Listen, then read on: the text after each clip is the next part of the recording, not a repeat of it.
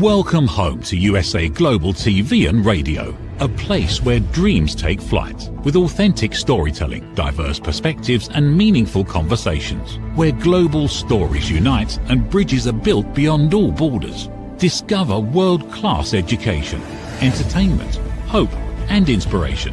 Together, we're building bridges worldwide. Subscribe to our channel, USA Global TV. Download our app, USA Global TV. Be our guest or join our team. Visit usaglobaltv.com.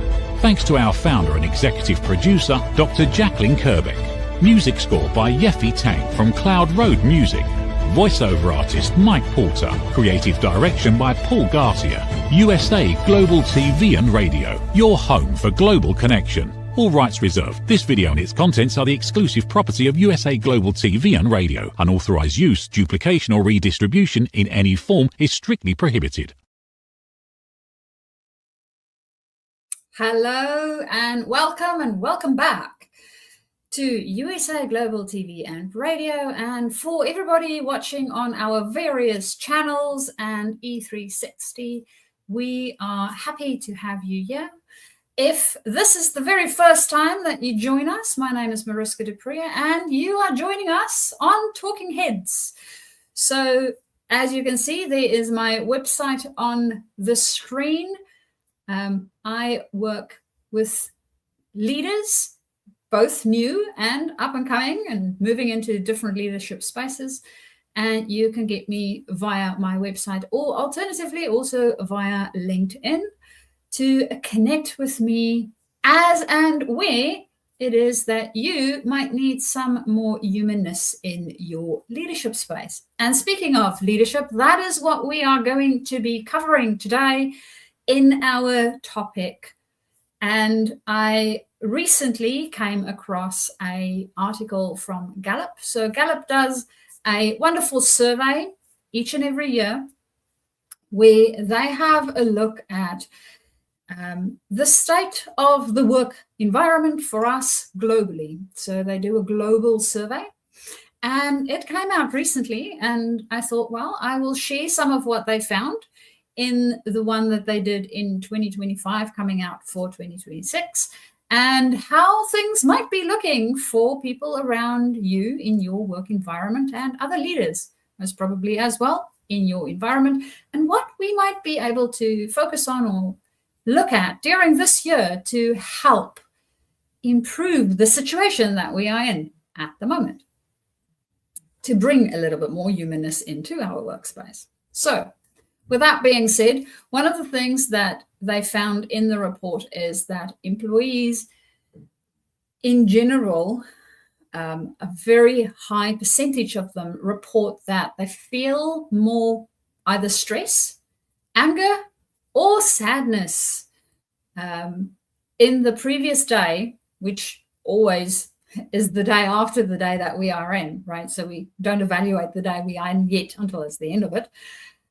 So they report more of that than pre-pandemic figures. So what we are seeing is that before the pandemic, people didn't report such high percentages, whereas now they are reporting higher percentages. It has been dropping a little bit, but it hasn't really gone down to what it used to be. So that's one of the things that they've reiterated for this time around. And what they also noted is that wellness, so if you think about wellness in your work environment, which is very important for us as leaders, now, wellness for an employee increases, and they're seeing an increase in wellness when the employee sees intrinsic, so what we feel is rewarding work that we are doing, as well as seeing how it is good for those around us.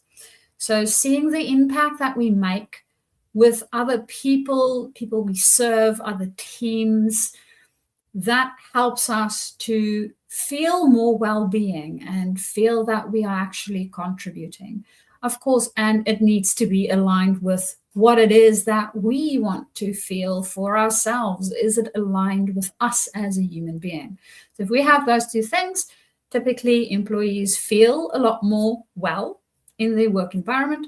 And then what I found really, really interesting is that they found that leaders has a higher life experience evaluation. So in general, life experience for them feels like it's a good experience. And they also have a lot more worst days.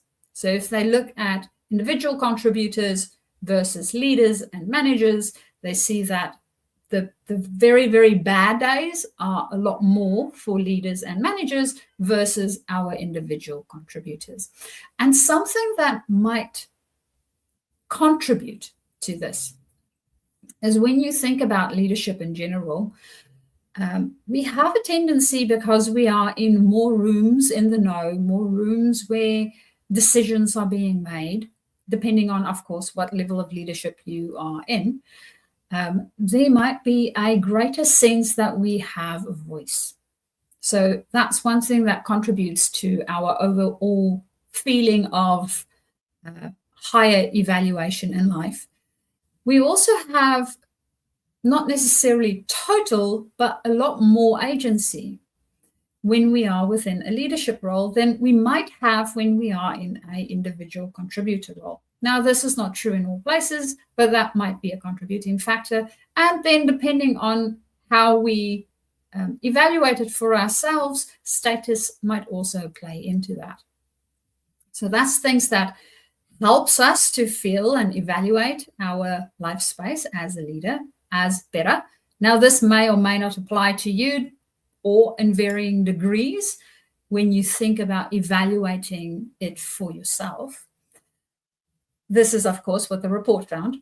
And then the downside to this, and this is where I want to focus more of our time today, is that we have greater social distance. So when you think about yourself as a leader, there might be less people that you can actually talk to about certain things or certain decisions. Part of it might be because it's confidential. It might not leave the room where you are having the discussion. We might not agree with everybody around the table. So when we are within that leadership space, we might feel isolated ourselves in that everybody around the table might not understand our point of view or what we are seeing. Or we might feel that it is a very heavy decision that we need to make. And that's the other portion of this, is we have the responsibility, because we are in that leadership space, where we will make painful or difficult decisions and choices. And sometimes, and yeah, I'm thinking about ethics a lot these days, and it might be that it is one of those things where I need to ethically evaluate the thing that I am deciding, because it's going to have a huge impact on a lot of other people in my environment. And as a leader, those are very, very difficult decisions to make. So when we are in that space of leadership, and yes, we have the good things that it brings to us, makes us feel good in whatever shape or form it might be. We might like serving other people. It might be that we really enjoy seeing them grow and getting better at things. And we also have the flip side of that, and that's those worst days where we need to look at the entire business as a whole, right? How do we actually get this whole thing to function in a way where it is more beneficial for more people than just for a few? Now, some businesses work on that principle, and some businesses don't. They just look at the few, and they don't really care about the rest.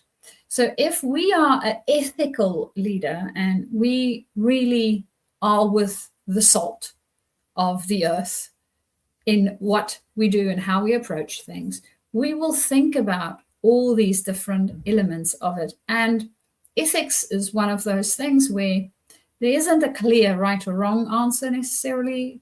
It is in the grays.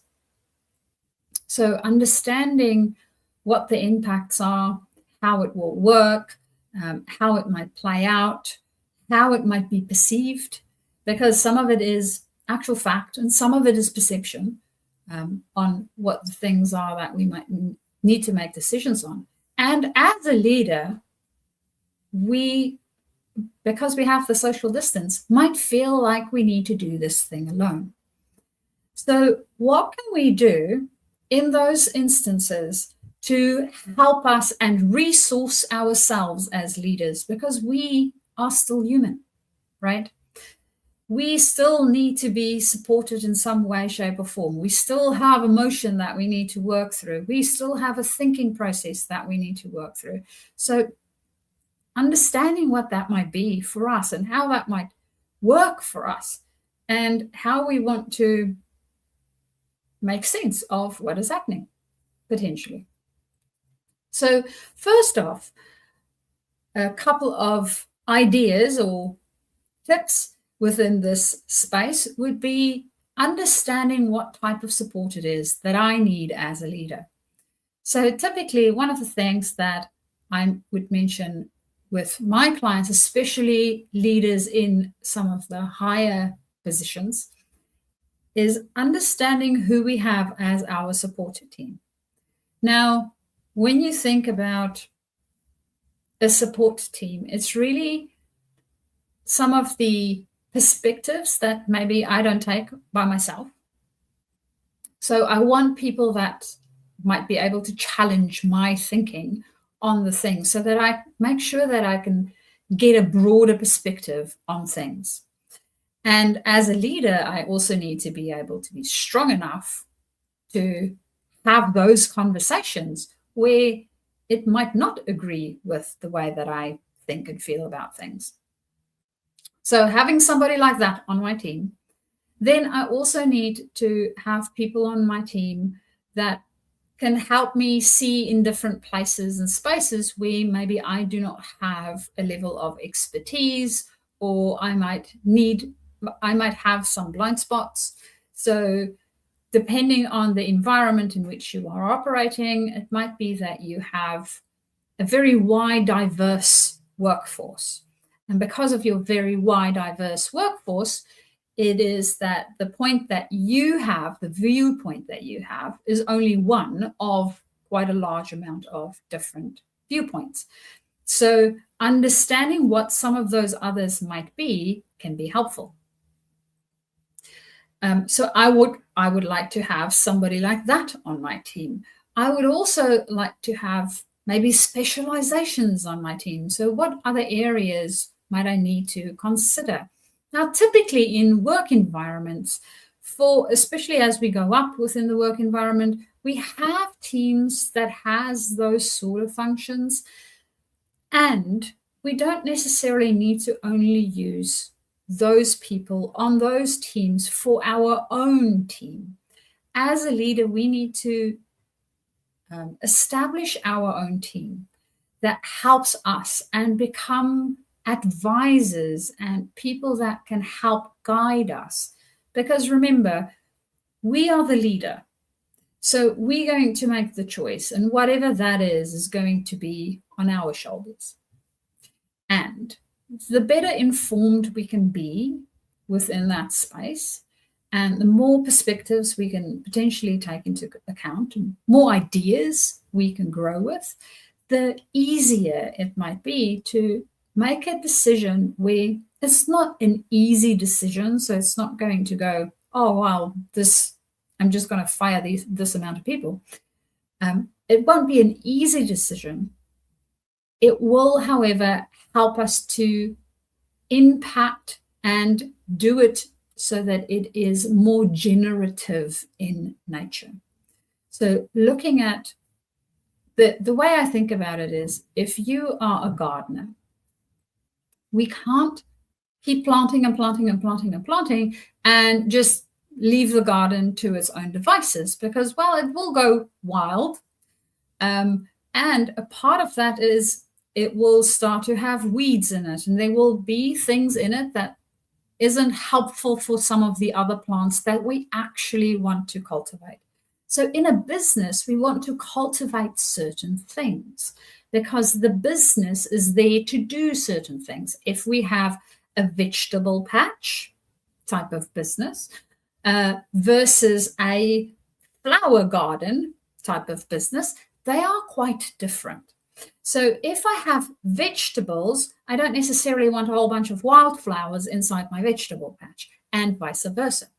So I want to make sure that I have the right type of things in the right areas. The other thing that I also want to make sure of is I need to make sure that the vegetable patch that I have, if I have anything that is more a long-term type of plant, I might need to prune it. Now, pruning doesn't mean I chop it off and I kill it. Pruning is removing some of the dead foliage, some of the branches that might be hindering the plant to thrive, in order for it to bring in more light, bring in more air, whatever it is that the plant needs in order to become a thriving plant. And that's what we want to be doing as leaders. We want to make sure that we are cultivating this business in a way where it makes sense for this is what the business is actually supposed to be doing, and this is the function of the business. And some pruning from time to time might be required, but I don't want to prune the wrong branches. I want to prune the ones that would actually make a beneficial difference. So understanding how that works and having my team helps me to do that. It also, when you recall my previous, this is some of the downsides of leadership, the social distance gets a little bit less when we do have a team, because now I have other people that I can bounce ideas off of, that I can speak to, that helps me to make sense of how it is that we are actually cultivating this garden so that it is appropriate and thriving. And it will be thriving for future generations even. So understanding how to do that in a way where it actually nourishes and not just breaks down. So that's one thing to take into account with that. Then the other part of this, because we have been developed as human beings, as social creatures, right? So we actually work together with the rest of the system.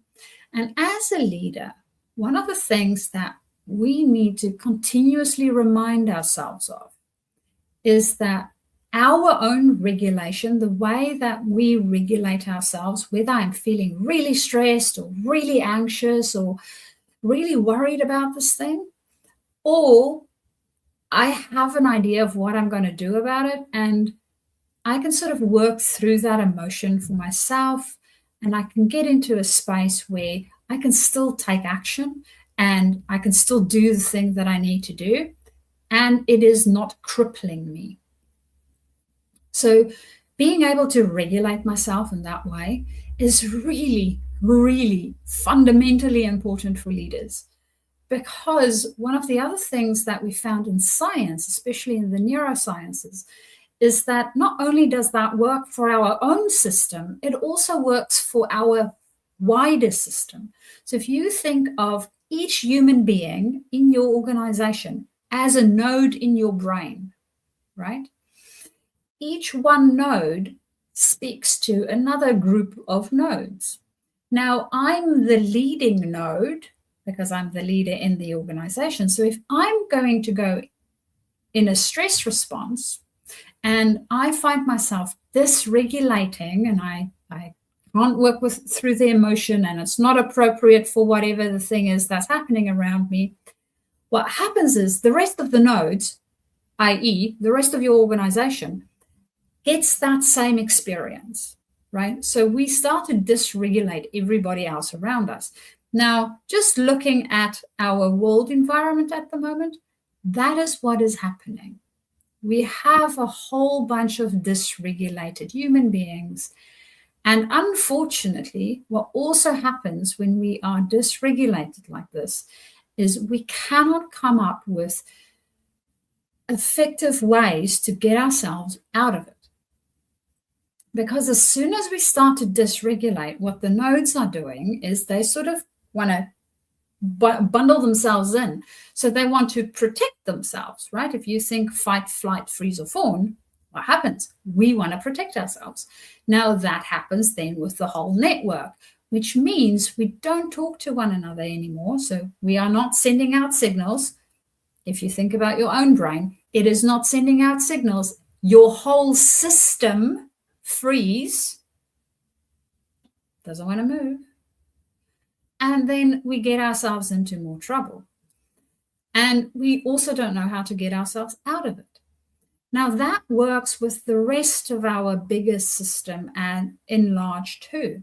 So if we are able to, as a leader, regulate ourselves better, it helps the rest of the system then to start co-regulating with us, which then means that they can work through whatever emotion they need to work through and have a more appropriate response for whatever needs to happen. And we can start to work together again, which means my system works the way it's supposed to be and things happen what's supposed to happen.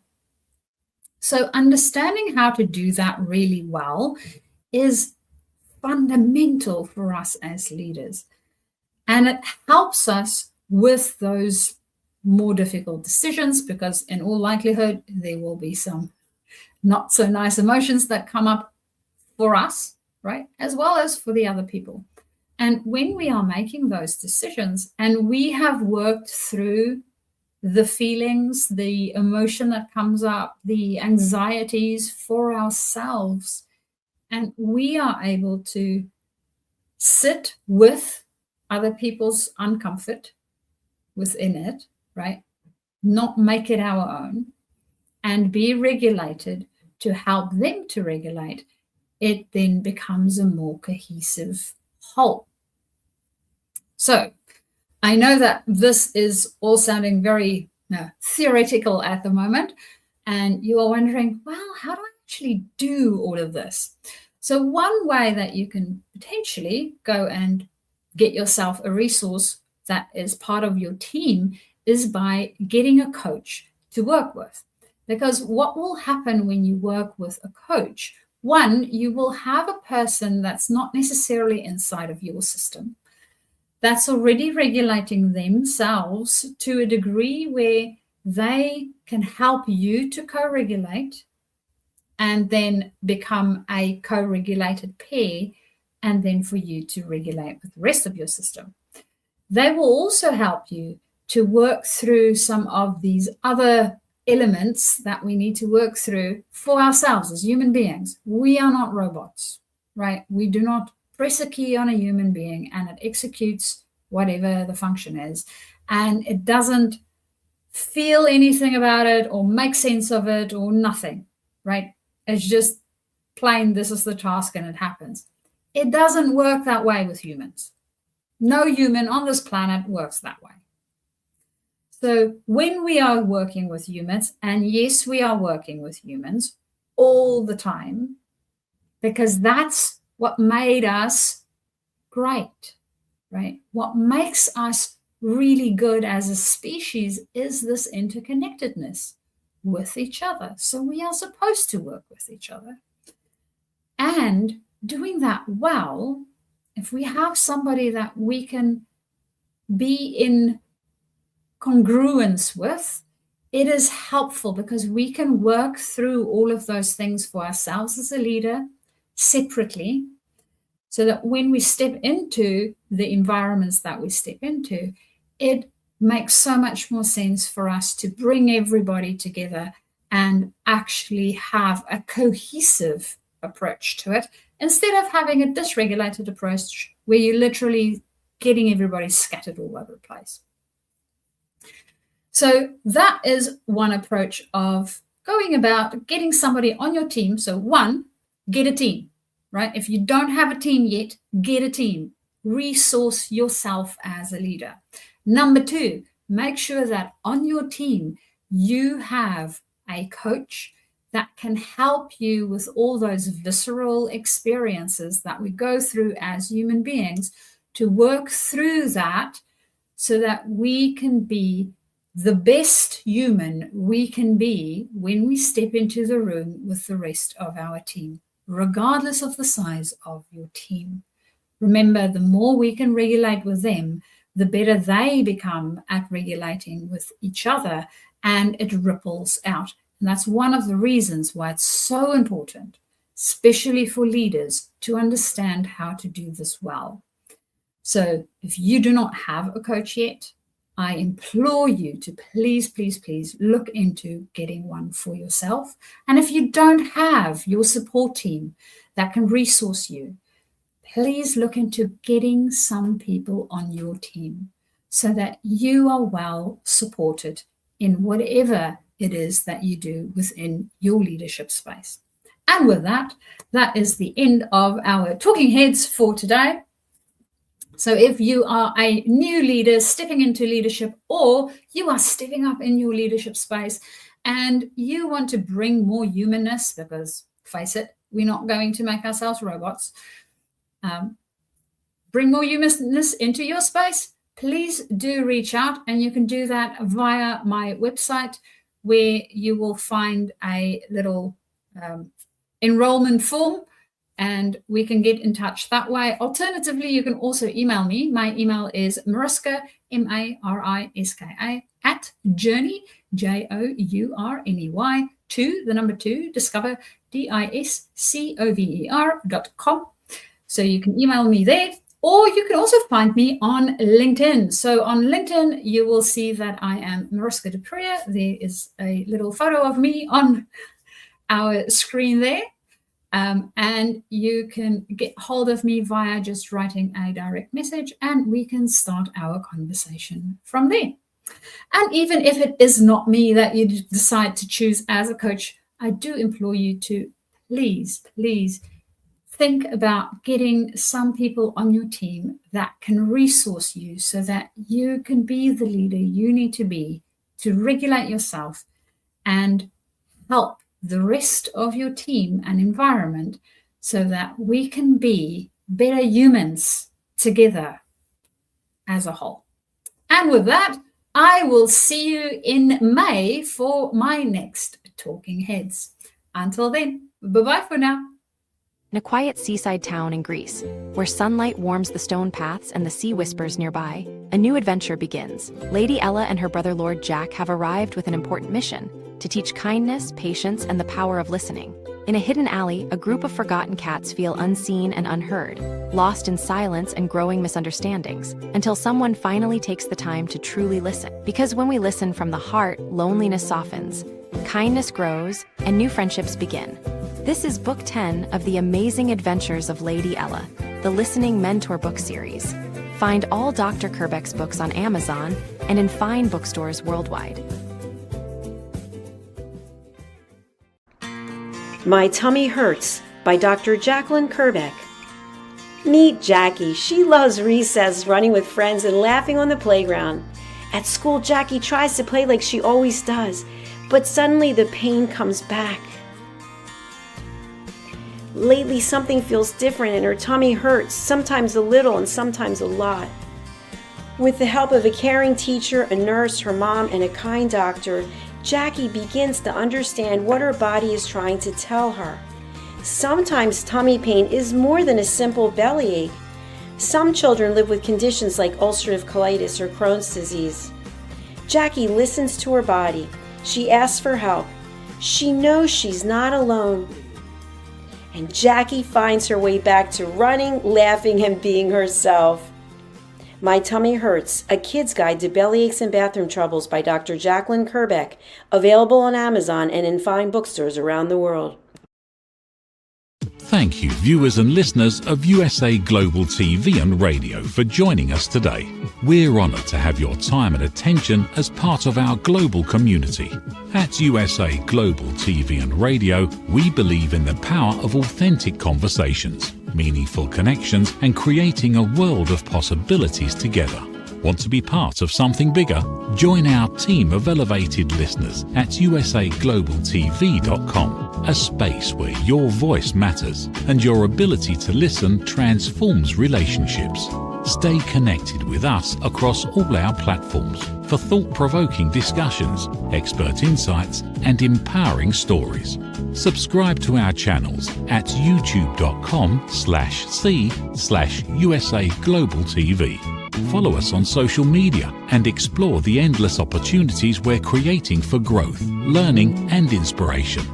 Together, we're not just broadcasting, we're building bridges and changing lives one conversation at a time. For inquiries, contact us at info@usaglobaltv.com. Produced by Executive Producer and Director Dr. Jacqueline Kerbeck.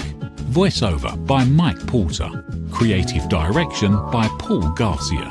All rights reserved. Visit usaglobaltv.com to view our full terms and conditions.